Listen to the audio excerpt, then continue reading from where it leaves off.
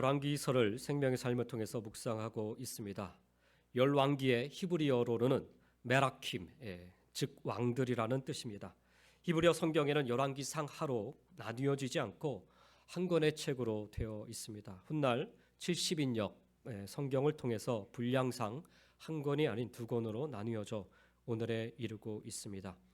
열왕기의 내용은 다윗의 죽음부터 솔로몬의 시대 그리고 솔로몬 이후 남북으로 갈려진 이스라엘 왕국의 분열된 이야기가 기록이 되어 있습니다.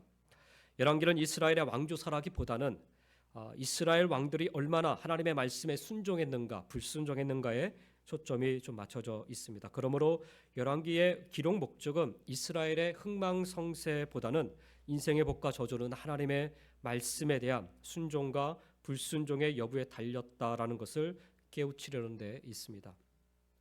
열왕기서의 저자는 정확히 알 수는 없지만은 오랜 유대 전승과 탈무드에 의하면 예레미야 선지자를 그 저자로 보고 있습니다. 어떤 학자들은 예레미야보다는 그와 동시대를 살았던 익명의 학자로 보기도 합니다만 그 정확한 근거, 정확히 누가 썼는지는 아직까지는 우리가 판단하기는 좀 어렵습니다. 열왕기서의 주요 내용을 연대기로 보면 크게 세 부분으로 좀 나눌 수가 있습니다. 그 첫 번째는 솔로몬의 시대입니다. 주전 977년부터 933년까지 열왕기상 1장부터 11장까지의 내용이 그것에 해당이 됩니다. 우리가 4월달 말씀을 묵상할 때 생명의 삶을 통해서 말씀을 묵상할 때 열왕기상 솔로몬의 시대 부분을 우리가 말씀을 묵상을 하게 됩니다. 다윗이 늙어서 노쇠하자 왕위 계승을 놓고 암투가 벌어지고 마침내 솔로몬이 왕위에 오르게 되죠.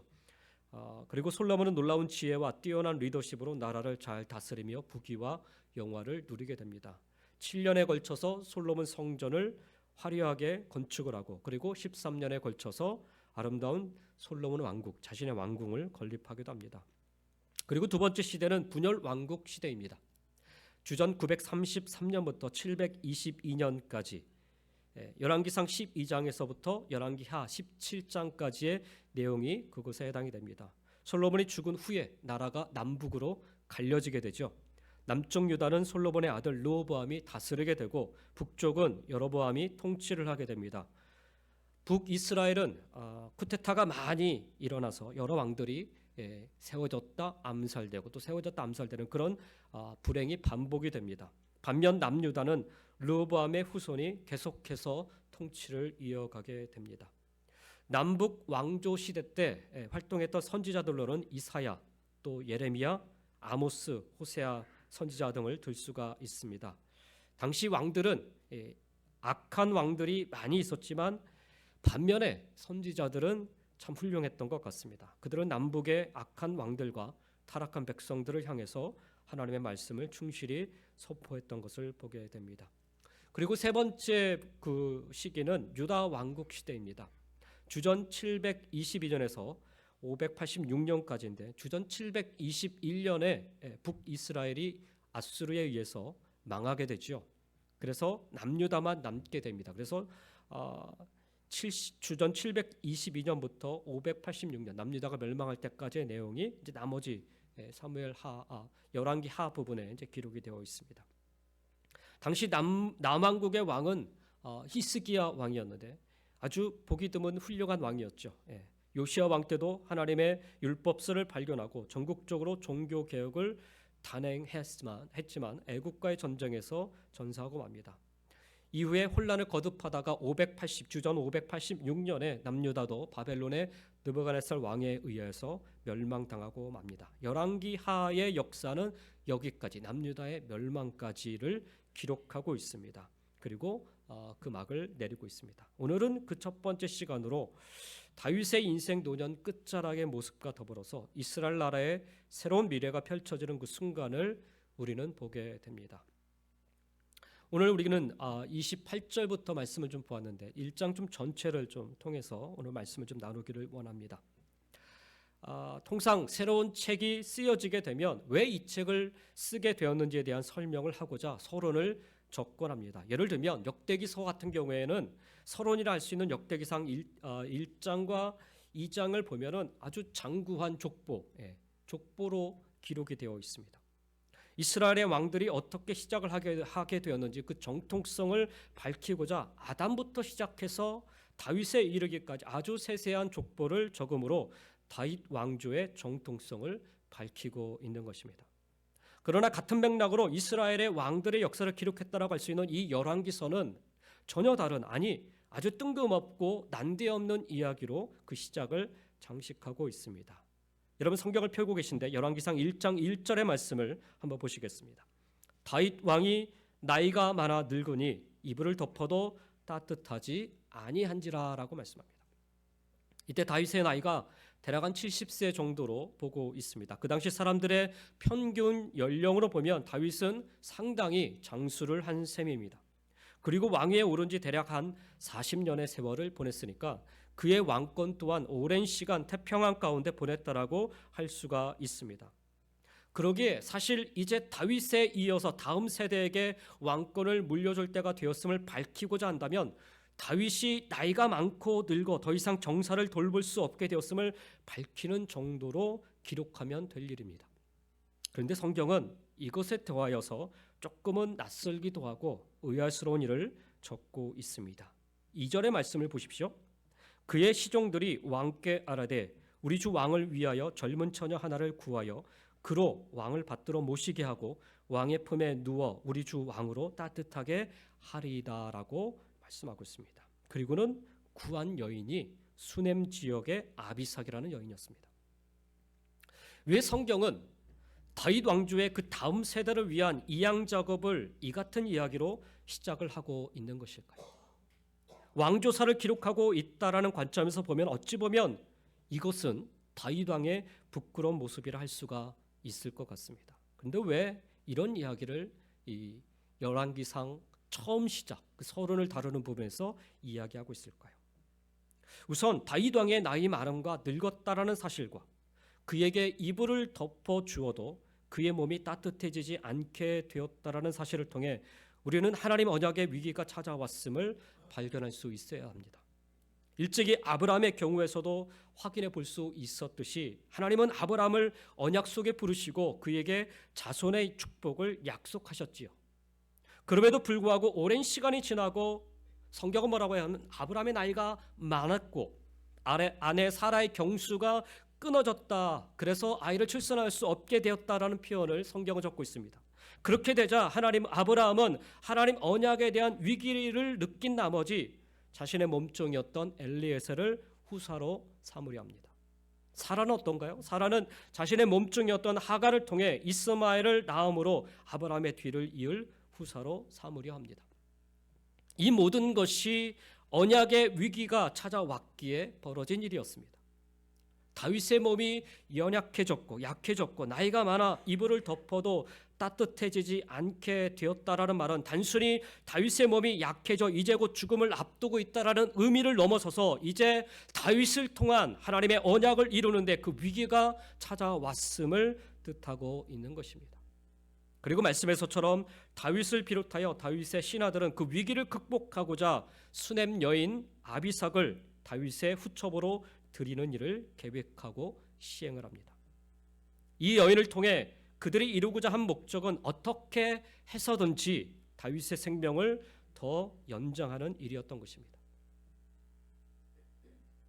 다윗과 그의 신하들은 그것이 곧 다윗을 통해서 이루시고자 하시는 하나님의 언약을 이루는 길이라 믿었기 때문에 이 같은 일을 벌인 것입니다.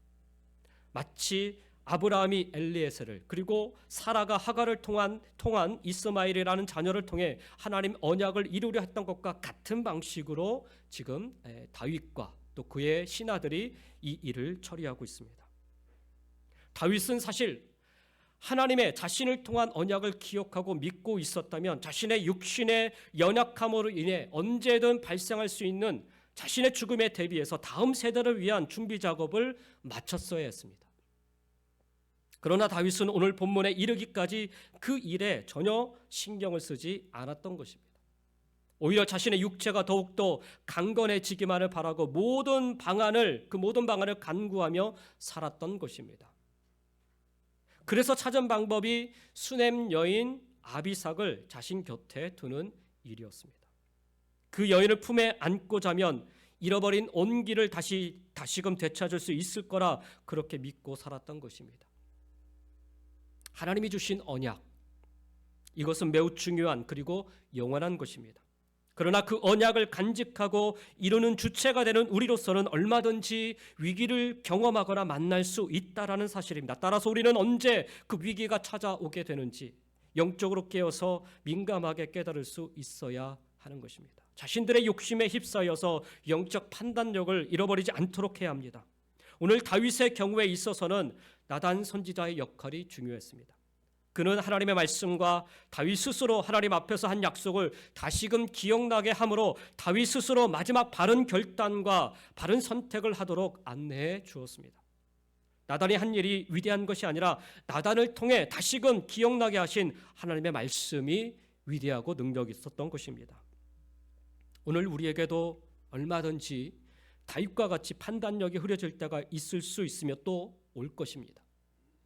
그것이 하나님이 우리에게 주신 구원에 대한 확신일 수도 있고요. 구원에 대한 확신도 우리가 판단력이 흐려지고 또 그러므로 말미암아 이 불확실한 마음으로 바뀔 때가 있다라는, 또한 그것이 하나님 앞에서 우리가 결단하고 헌신한 사명일 수도 있습니다.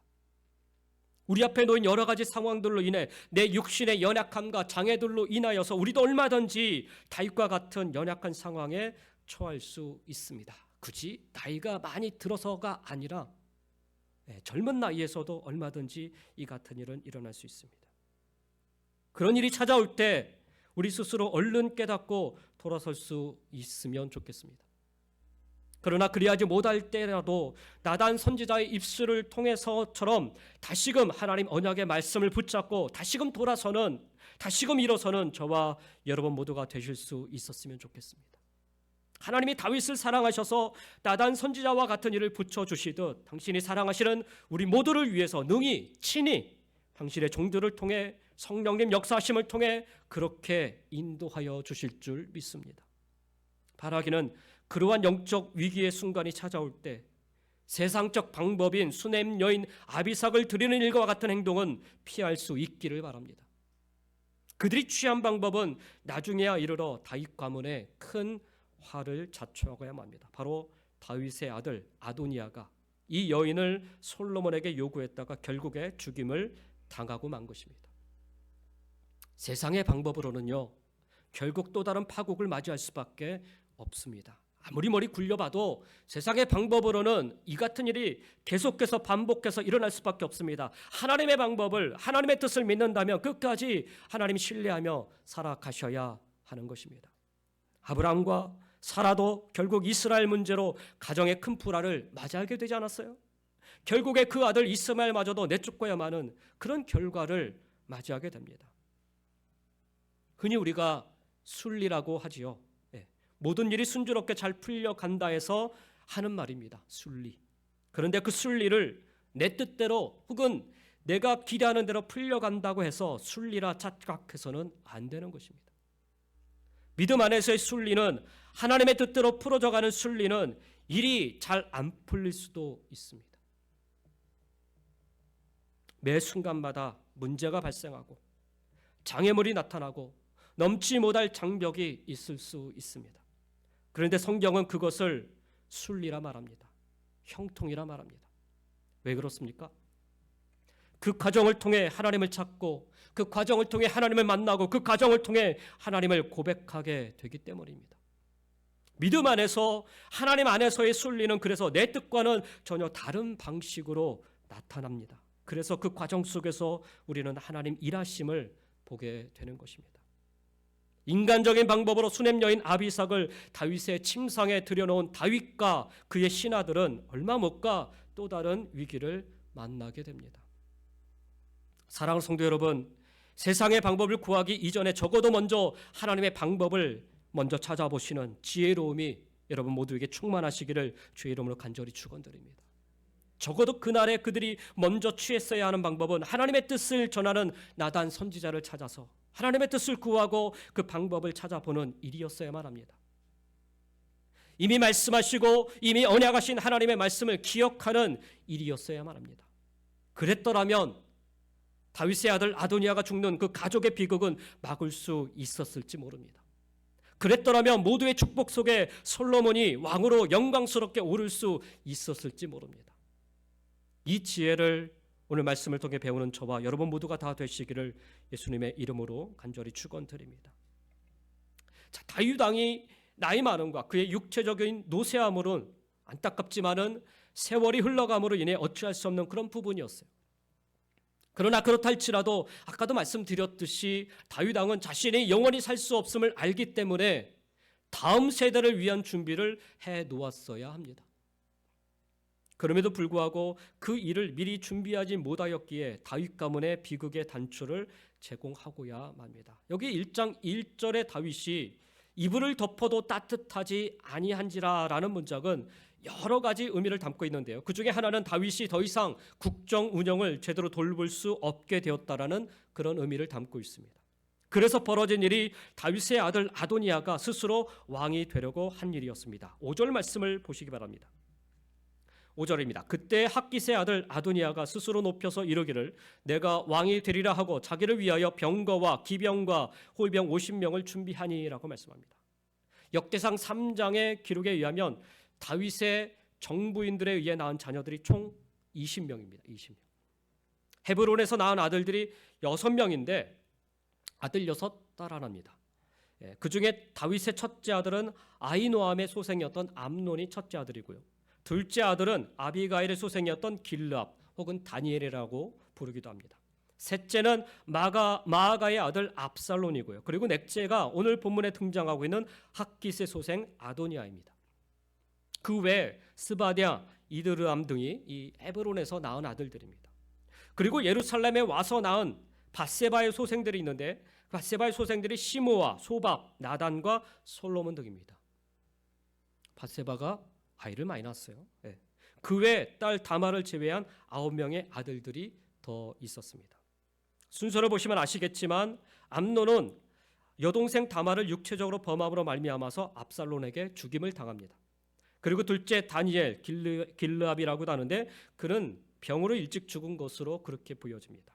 그리고 셋째 압살롬은 아버지 다윗 왕에게 반기를 들고 반역함으로 인하여서 나중에 죽임을 당하게 됩니다.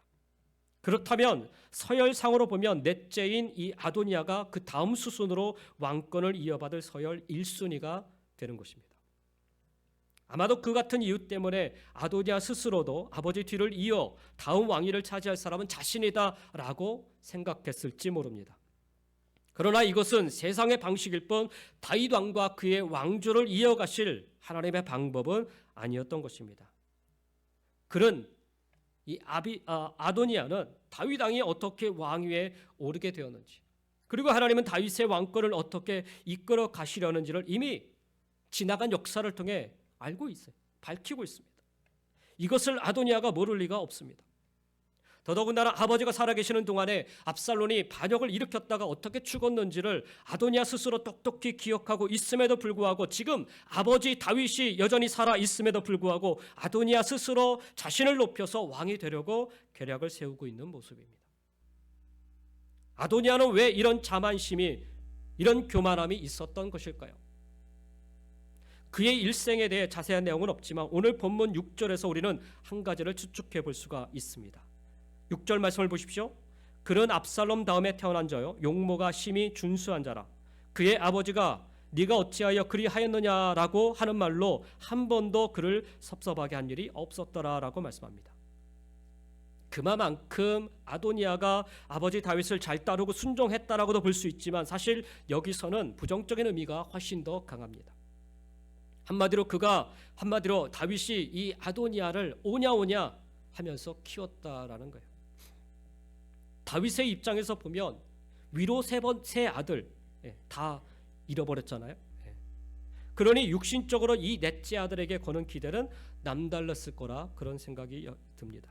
그래서 그에게 싫은 소리 한번 하지 않고 키웠다라는 표현이 더 정확한 표현입니다. 문제는 그럼으로 인하여서 아도니아는 아버지 다음이 아니라 스스로 왕처럼 생각하고 행동을 하였다라는 거예요.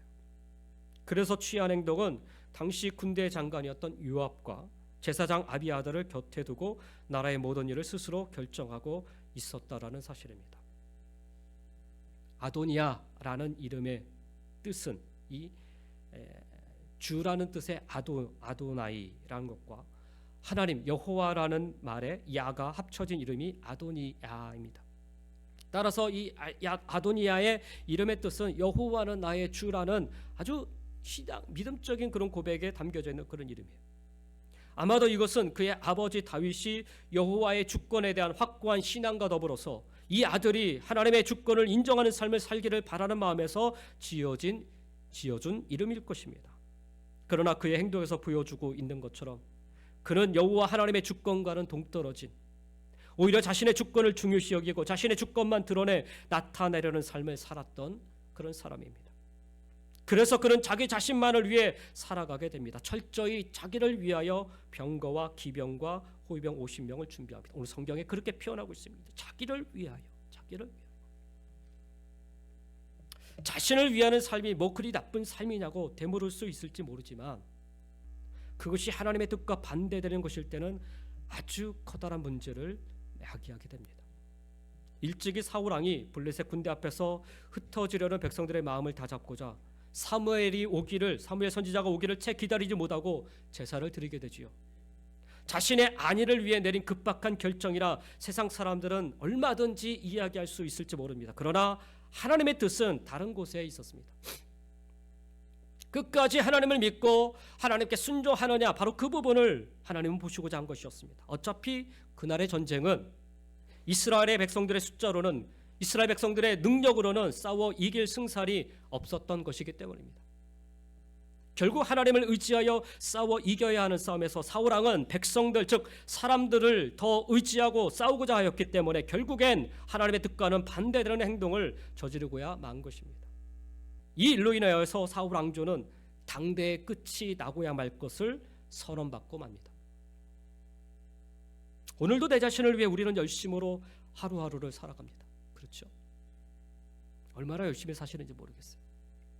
제가 신방을 다녀보았지만 우리 성도님들 매일매일 정말 열심을 다해서 살아십니다. 그러니까 제가 다닐 때마다 늘 느끼는 건데 참 존경스럽고 좀 감사하고 그렇습니다. 내 자신을 위해 열심히 하루하루 살아가는데 자기 자신을 위해 사는 것이 결코 나쁜 일은 아닙니다. 그러나 아도니아처럼 주님을 주인으로 모시고 나를 위해, 주를 위해, 하나님을 위해 살아임에도 불구하고 내가 주인이 되어 나를 위해 주를 이용하여 하나님을 이용하여 살려 하는데 문제가 있는 것입니다. 사랑하는 성도 여러분, 내 스스로 내 삶을, 내 가정을, 내 자녀를, 내 기업을, 우리 교회를 세우는 데는 한계가 있습니다.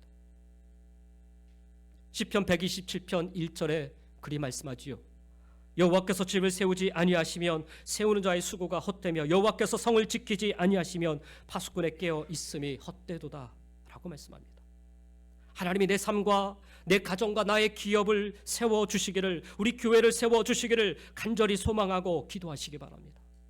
하나님이 세워주시고 하나님이 지켜주실 때 무너지지 않는 견고한 석, 반석이 되는 축복으로 함께하여 주실 줄 믿습니다. 자기 자신을 위해서 일하는 자가 돼서는 안 되는 것입니다. 오늘 본문 속에서는 다윗 주변에 있던 자들이나 아도니아와 다르게 자신들을 위해 일하는 자들이 아닌 하나님을 위해 일하는 자들이 있음을 밝히고 있습니다. 그 중에 대표적인 인물이 바로 나단 선지자입니다. 나단 선지자는 다윗과 뗄래야 뗄 수 없는 그런 관계의 사람입니다. 과거 밧세바 간음 사건을 통해서 다윗으로 하여금 자신의 죄를 인정하고 하나님께 돌이켜 회개하도록 했던 그런 인물이지요. 그만큼 나단 선지자는 권력을 두려워하지 않고 늘 하나님 편에 서서 일했던 사람입니다. 그런데 그의 일하는 방식에 우리는 주목을 좀 해볼 필요가 있습니다.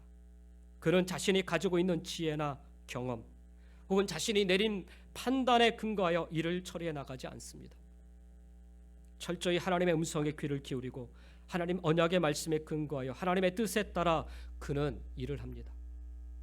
과거 다윗이 밧세바를 간음했던 사건 속에서 나단 선지자는 하나님의 어느 날 갑작스럽게 다윗 앞에 나아가라 말씀하셔서 다윗 왕 앞에 서게 됩니다. 그런데 그때가 다윗이 막 밧세바의 남편이었던 우리아를 전장에서 죽게 한 뒤에 간접 살인을 저지르고 난 뒤에 우리아의 장례를 아주 성대하게 치르고 난 후 밧세바를 왕궁으로 데리고 온 뒤의 일입니다. 얼마나 의기양양했을까요? 아무도 모르게 내가 이 모든 것을 처리했다. 그런 자신감, 자만감이 다윗에게 아마 있었을 거예요. 그날의 사건을 사무엘하 12장 1절에 보면 여호와께서 나단을 다윗에게 보내시니 그가 다윗에게 가서 그에게 이르되라고 성경은 시작을 하고 있습니다. 그리고는 하나님이 미리 보여주신, 미리 말씀하여 주신 한 예화를 다윗 왕에게 전달합니다. 그리고는 백주대낮에 그 같은 죄악을 저지른 사람이 바로 다윗 당신이다라고 손가락질하며 그 자리에서 하나님의 말씀을 대언하여 선언해버립니다. 어쩌면 죽을지도 모를 일입니다. 죽기를 각오하고 전해야 하는 말이었습니다. 그러나 나단 선지자는 다윗 왕편의 선자가 아니라 하나님 편에 서 있었던 자이었기에 그는 담대히 하나님의 말씀을 대언할 수 있었습니다. 또한 그는 오늘 본문 말씀에서도 보면 하나님의 언약의 말씀을 가지고 밧세바를 앞장 세워 다윗 왕 앞에 나아가는 것을 보게 됩니다. 다윗 왕의 연로하고 노쇠한 상황으로 인해 벌어진 아도니아의 이 왕권 찬탈을 더 이상 침묵하고 바라만 볼 수 없었기에 왕 앞에 다시금 용기를 내어 나아가는데 이번에는 일찍이 하나님이 주신 언약의 말씀을 붙잡고 가지고 나아갑니다. 17절의 말씀을 보십시오. 내 주여 왕이 전에 왕의 하나님 여호와를 가리켜 여종에게 맹세하기를 내 아들 솔로몬이 반드시 나를 이어 왕이 되어 내 왕위에 앉으리라 하셨거늘 라고 말씀합니다. 이 말씀은 이 나단 선지자가 밧세바에게 전달해 준 이야기입니다. 그리고 30절에 이르러 다윗은 이것을 다시금 기억해냅니다. 내가 이전에 이스라엘의 하나님 여호와를 가리켜 네게 맹세하여 이르기를 네 아들 솔로몬이 반드시 나를 이어 왕이 되고 나를 대신하여 내 왕위에 앉으리라 하였으니 라고 합니다. 그리고 다윗 왕이 이같이 약속을 할 수 있었던 이유는 일찍이 하나님께서 다윗에게 솔로몬을 통해 당신의 왕권을 이어갈 것이라 이미 말씀하셨기 때문입니다. 역대상 22장 9절과 10절의 말씀에 이르기를 보라 한 아들이 내게서 나리니 그는 온순한 사람이라 내가 그로 주변 모든 대적에게서 평온을 얻게 하리라 그의 이름을 솔로몬이라 하리니 이는 내가 그의 생전에 평안과 안일함을 이스라엘에게 줄 것임이니라 그가 내 이름을 위하여 성전을 건축할지라 그는 내 아들이 되고 나는 그의 아버지가 되어 그 나라 왕위를 이스라엘 위에 굳게 세워 영원까지 이르게 하리라. 다윗이 하나님 성전을 건축하고자 무진장 애를 쓸 때 하나님께서 그의 마음만 받으시고 다윗에게 주신 말씀입니다. 따라서 이 언약의 말씀은 성전 건축과 맞물려서 다윗 왕 후계자 선정이 하나님의 의에 이미 선포되었음을 의미합니다. 그럼에도 불구하고 다윗 왕이 노쇠하고 국정을 제대로 돌볼 수 없게 되자 아도니아를 비롯한 일부 세력들이 자신들의 이기적인 야망을 이루고자 하나님의 뜻과는 전혀 반대되는 일을 준비하고 실행에 옮겼던 것입니다.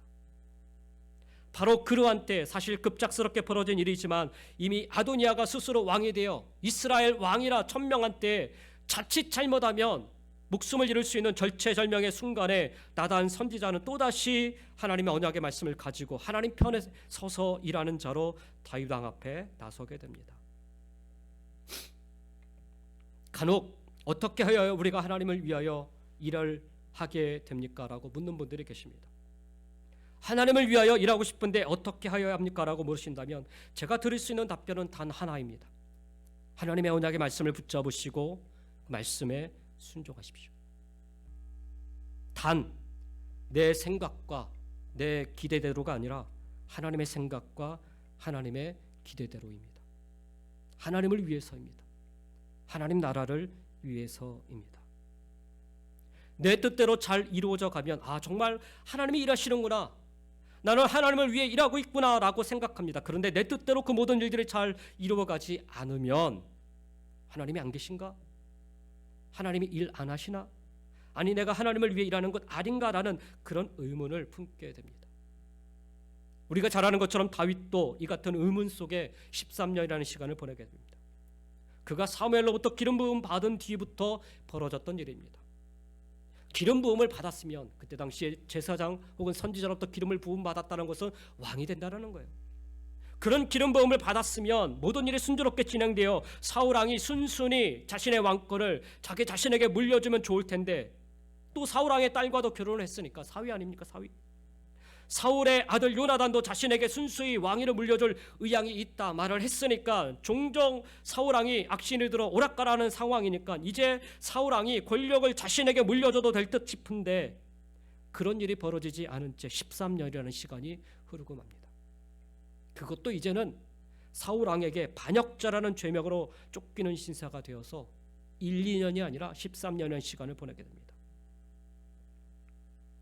결코 내가 하나님을 위해 선택을 받았고 하나님을 위해 일하고 있다는 생각을 할 수 없는 상황인 것이지요. 그럼에도 불구하고 다윗은 여전히 하나님의 종으로 고백하며 살아갑니다. 시편의 많은 시들이 그 고백을 담고 있습니다. 그럴 수 있었던 이유는 그 무엇보다도 그는 하나님 언약의 말씀을 굳게 붙잡고 있었기 때문입니다. 나단 선지자가 끝까지 하나님의 종으로 쓰임받을 수 있었던 이유는, 그가 끝까지 하나님 편에 서서 일을 할 수 있었던 이유는, 그가 세상의 흐름을 읽기보다는, 세상의 방식을 따르기보다는, 세상 권력 앞에 굴복하여 엎드리기보다는 하나님 말씀을 듣고 읽고 그 말씀을 따르며 그 말씀 앞에 늘 순복하며 살아가려 하였기 때문입니다. 사실 여러분, 그 당시 대세는요 이미 아도니아 편으로 기울었다 해도 과언이 아닙니다. 그러니 그가 아도니아가 사람들을 불러 모아서 잔치를 벌이며 스스로 왕임을 천명하는 것 아니었겠습니까? 그리고 그의 그 같은 행동에 아무도 제지를 가하지 않아요.